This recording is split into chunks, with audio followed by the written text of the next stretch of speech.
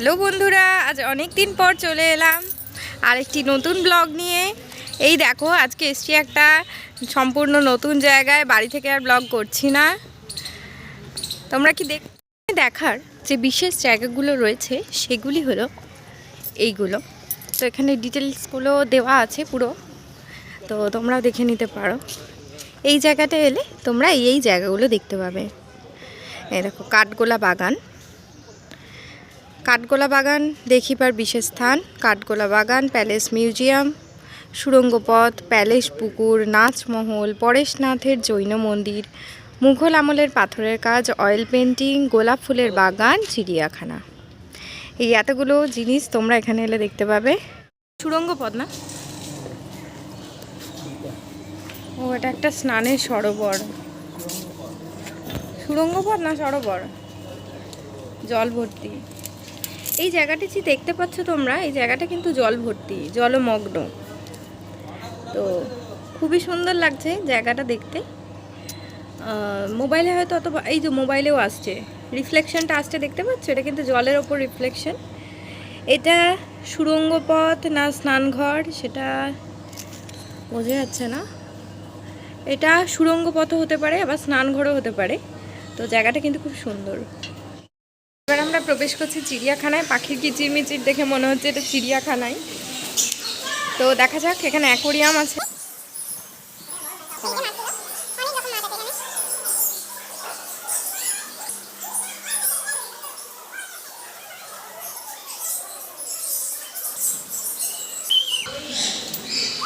এখানে একটা খুব সুন্দর পাখি রয়েছে। এই পাখিটার নাম হচ্ছে ম্যাকাও পাখি। না, এটা হচ্ছে চীনের রিবস রঙিন পাখি। এটা চীনের একটা পাখি, এর নাম হচ্ছে চীনের রিবস।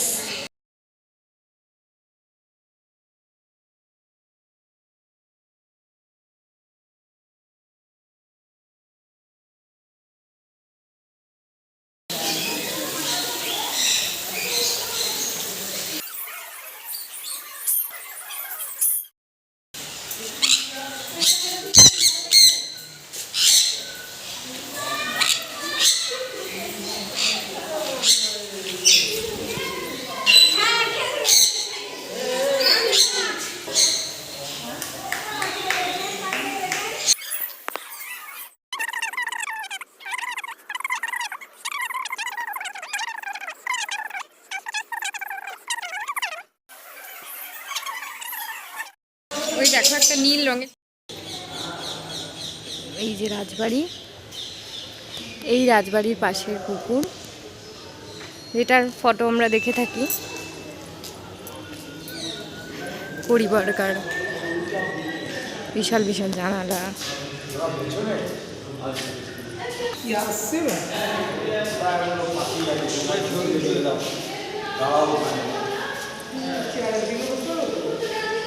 রিপেয়ারিং চলছে, চলতেই থাকে। চেয়ারগুলো কিন্তু সুন্দর। তাহলে চলো এটা দিয়ে তো ঢুকে ভিতরে দেখে আবার আমি বেরোবো। রাজবাড়ির ভেতরে ফটো তোলা অ্যালাউড ছিল না, তো সেই জন্য তুলতে পারিনি। তো ভেতরে দেখে এলাম। একটা বড় হচ্ছে বিছানা আছে, সেটা সিঁড়ি বেয়ে উঠতে হয়। সেই ছোটোবেলায় যেরকম দেখেছিলাম ওরকমই আছে। তো এ দেখো, এখানে কি সুন্দর গণেশটা।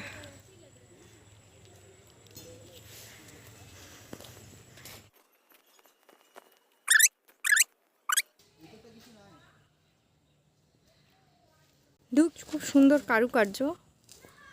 খুব সম্ভবত এটা রিনোভেশন হয়েছে। তো এটা রিনোভেশন করার পরের ছবি। তো চলো ভেতরটা ঢুকে আসি। ভেতরে দেখতেই পাচ্ছ খুব সুন্দর একটা সিংহাসন রয়েছে, মার্বেল পাথরের তৈরি। আর কিছু মূর্তি নেই। অসম্ভব সুন্দর কারুকার্য। নিশ্চয়ই এখানে পুজো টুজো হয় অকেশনালি, এখন হয়তো। শীতকাল পড়েই গেছে প্রায়, এবার ধীরে ধীরে ঠান্ডাটাও পড়বে। তো এই সিজন ফ্লাওয়ার লাগানো আছে ছোট ছোট। হয়তো শীতকালে আরও সুন্দর লাগবে জায়গাটা সিজন ফ্লাওয়ার ফুটলে।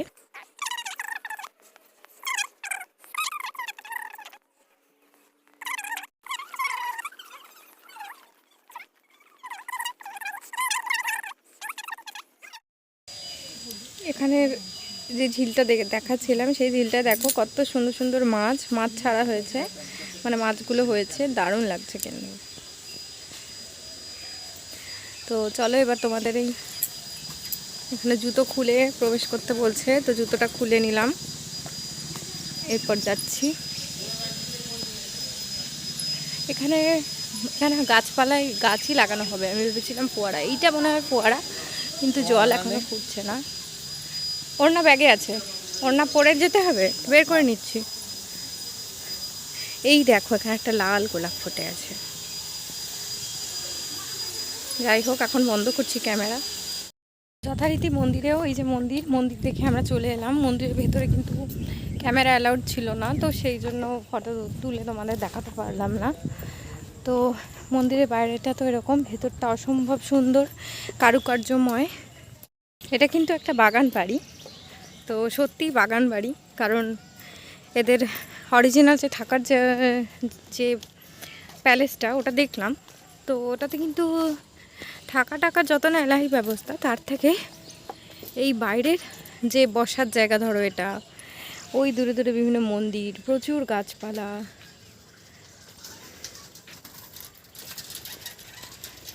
এই যে বিভিন্ন রকম বাগানের সৌন্দর্যায়নটা অনেক বেশি। একটা মন্দির, দুটো মন্দির দেখলাম এর ভেতরেই, দুটো বড় বড় সরোবর, তাতে অলরেডি মাছ টাছ প্রচুর কিছু আছে, যেটা এখনই এরকম। হয়তো আগে যখন এই প্যালেস জীবন্ত ছিল, মানে এখানকার মানে যাদের বাড়ি তাদের, মানে যাদের প্যালেস আর কি, তারা যখন স্বমহিমায় সবাই এখানে থাকতেন, তখন হয়তো আলাদাই একটা ব্যাপার ছিল, আরও হয়তো রাজকীয় একটা ব্যাপার। তো তো বাগান বাড়িটা কিন্তু বেশ সুন্দরই লেগেছে আমার। তো বাগান বাড়ি বটে। তো চলো এবার যাওয়া যাক। তো এই দেখতেই পাচ্ছ, শীতকালে যারা আসবে তাদের জন্য অবশ্যই রয়েছে চমক, কারণ তারা এই জায়গাটা কিন্তু আরও ভাইব্রেন্ট কালারে দেখতে পাবে, যেহেতু সিজন ফ্লাওয়ার অলরেডি বোনা হয়ে গেছে, মানে লাগানো হয়ে গেছে, শুধু আর কয়েকটা মাসের অপেক্ষা, ধরো 1 থেকে 1.5 মাস, তারপর কিন্তু এই জায়গাটা ধরা দেবে অন্য এক রঙিন আবহে। তো চলো যাওয়া যাক পরের জায়গাটায়।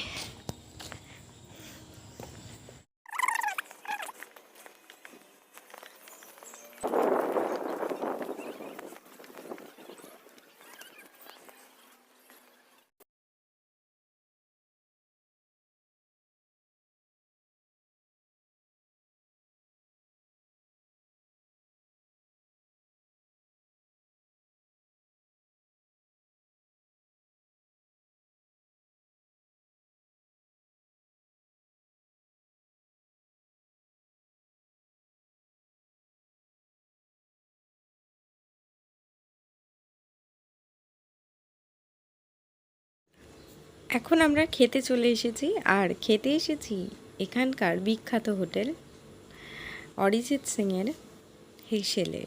যদিও এটা জিয়াগঞ্জে অবস্থিত।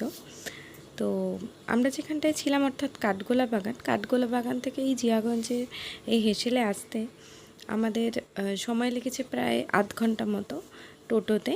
আর টোটোতে ভাড়া নিয়েছিল প্রায় 50 টাকা মতো দুজনের। তো এই হচ্ছে মেনু কার্ড, তোমাদের মেনু কার্ডটাও ডিটেলসে শেয়ার করে দিলাম, তোমরা চাইলে স্ক্রিনশট মেরে দেখে নিতে পারো এবং এখানে আসতেও পারো। আমরা যেটা অর্ডার করেছি সেটা এক্ষুনি চলে আসবে। আর আমি এখন যখন ভিডিও করছি, এখন তো আমি পরে ভিডিও করছি, তাই বলছি খাবারের স্বাদ কিন্তু ছিল দুর্দান্ত, পুরো ঘরোয়া খাবার, কোনো অসুবিধা হবে না খেলে। তো আমার তো ভালোই লেগেছে। দেখতে দেখতে আমাদের খাবার চলে এসেছে। এই গরম সাদা ভাত, আলু বরবটি ভাজা, আলু পটলের তরকারি, ডাল, ঝিঙে আলুর পোস্ত, স্যালাড হিসেবে শসা, আর শেষ পাতে আমড়ার চাটনি। তো এটা কিন্তু খেতে বেশ ভালোই ছিল। আর তার সাথে আমরা নিয়েছিলাম অমলেট। আমরা বাইরে গেলে খুব একটা বাইরের খাবার খাই না, এরকমই খাই। তো এটা লেগেছিল 80 টাকা। 80 টাকা ভেজ থালি, আর অমলেটটা 30 টাকা।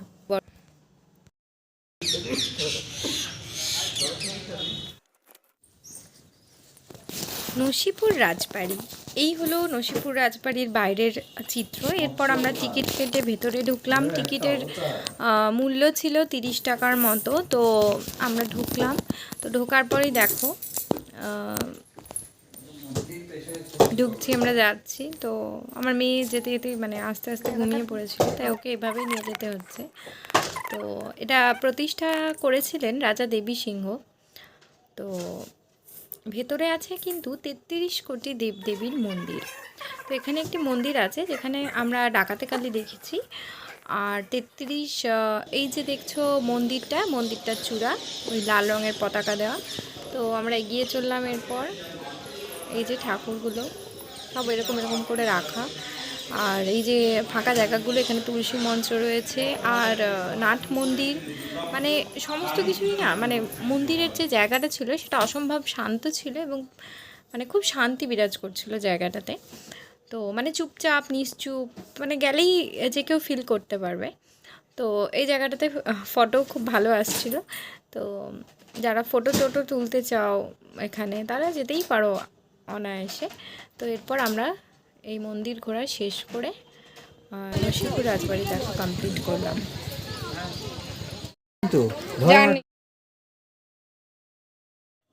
আমরা কিন্তু লালবাগ ঘুরতে গিয়েছিলাম বহরমপুর থেকে। তোমরা যারা বহরমপুর থেকে লালবাগ ঘুরতে যেতে চাও তারা আমাদের মতন এইভাবে যেতে পারো।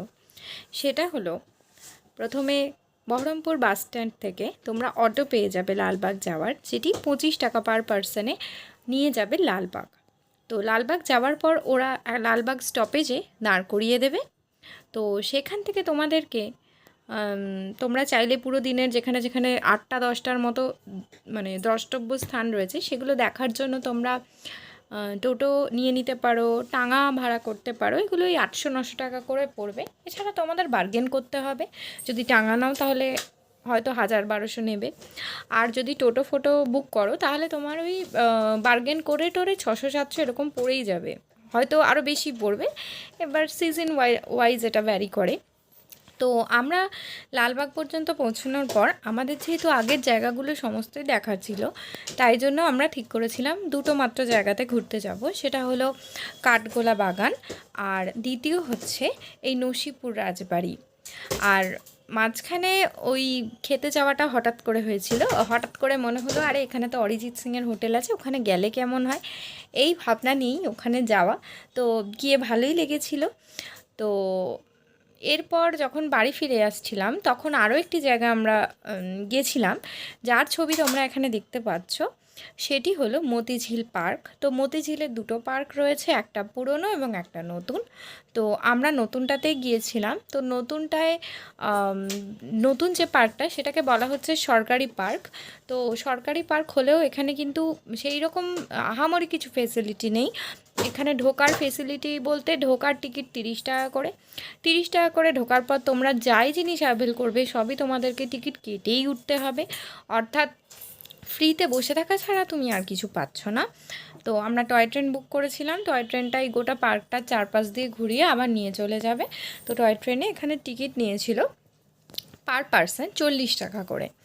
আচ্ছা, এরপরে এখানে লাইট অ্যান্ড সাউন্ড শো হয়, সেগুলোর টিকিট আমি খোঁজ করিনি। তবে অনেক বেশ মোটামুটি 80-100 এরকম টাকা এরকমও হতে পারে, আবার 120-120 এরকমও হতে পারে।